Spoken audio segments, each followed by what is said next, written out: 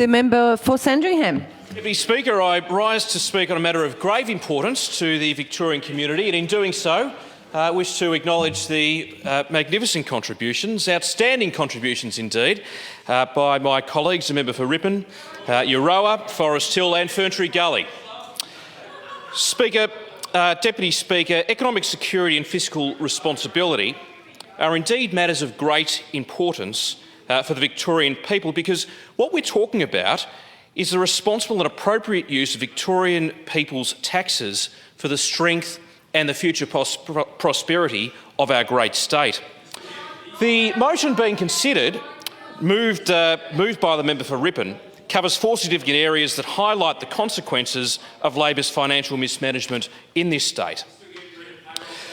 When it comes to assessing who is the highest tax state in Australia, the facts, Deputy Speaker, simply speak for themselves. And what I'd like to do is simply outline just a few examples of this. Payroll tax. Of all Australian states which calculate payroll tax on a marginal basis, Victoria has the lowest tax-free threshold, being $625,000. This compares to New South Wales, where the first $750,000 is exempt, Tasmania, where the first $1.25 million is exempt, and the ACT, where the first $2 million is exempt. Land tax. Victoria has the lowest land tax threshold of all mainland states in Australia at $250,000. Stamp duty bills in Victoria have risen from 1.9% to 5.2% of median dwelling prices over a period since 1982.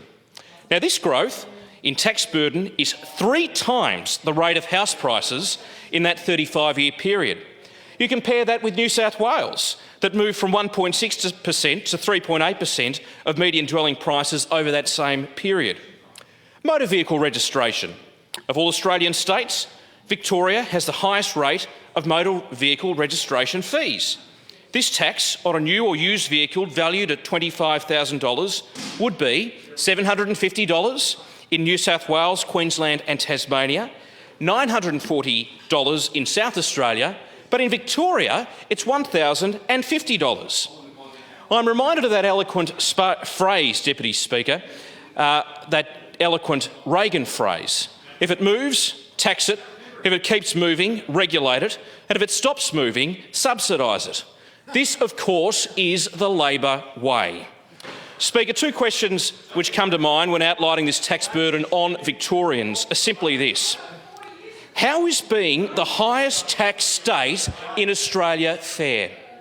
And how is being the highest tax state in Australia equitable?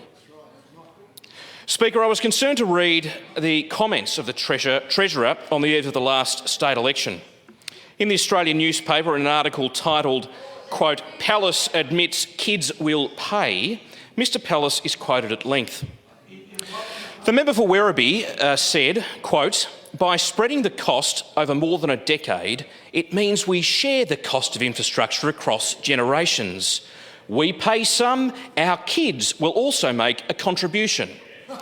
Deputy Speaker, let's just think about that thought for a moment. And what we're actually talking about is intergenerational theft.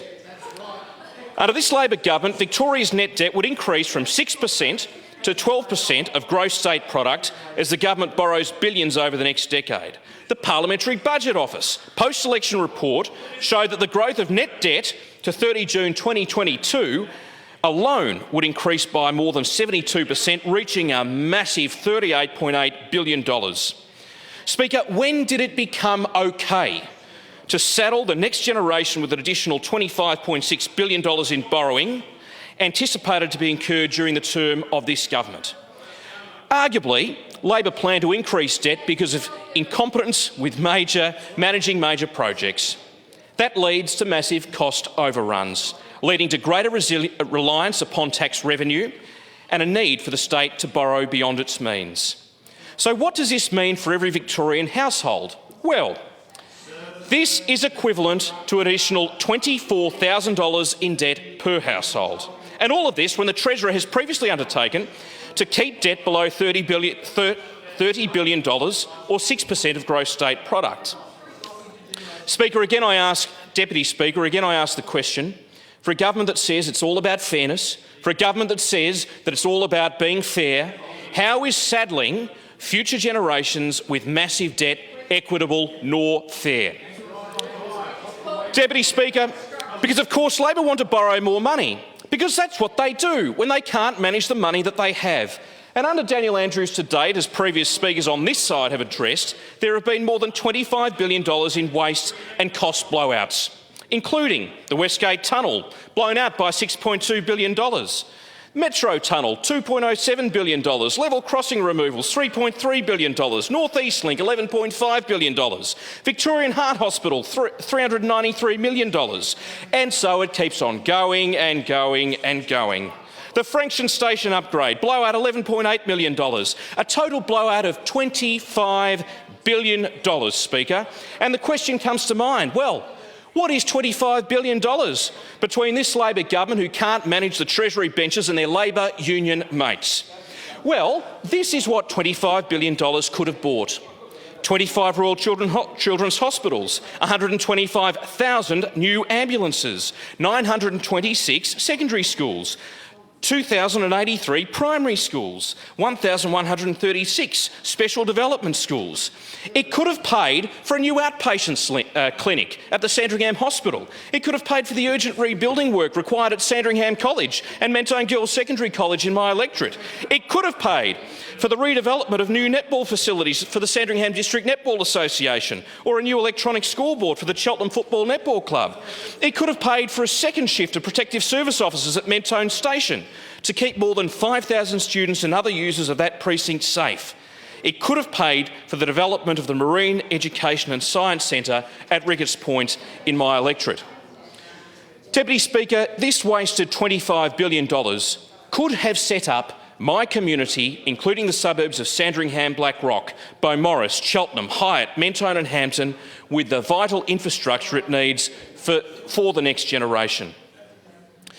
Deputy Speaker, in the time I have left, I wish to address the Victorian families who are facing record electricity disconnections.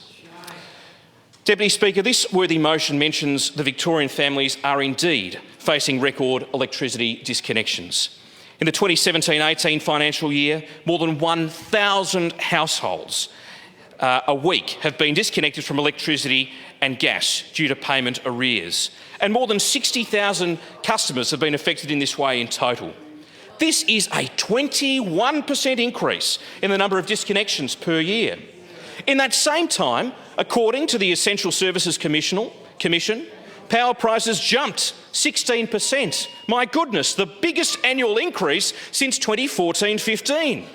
The number of consumers in hardship repayment programs rose by a whopping 25% for the last financial year, numbering now more than 100,000 consumers in total. And Deputy Speaker, the member for Mordialloc may think this is funny, but it is not, because these people are affected in your electorate as they are affected in mine, mate.